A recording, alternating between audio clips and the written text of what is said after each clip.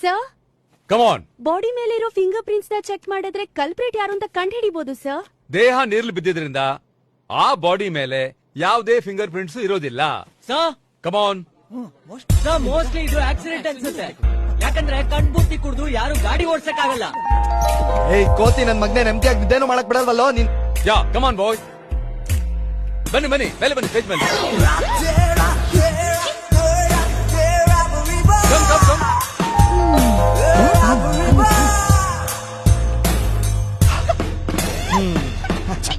Come on.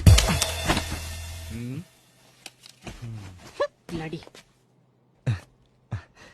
ಹೇಳಿ sir. Case solve ಮಾಡಿ sir.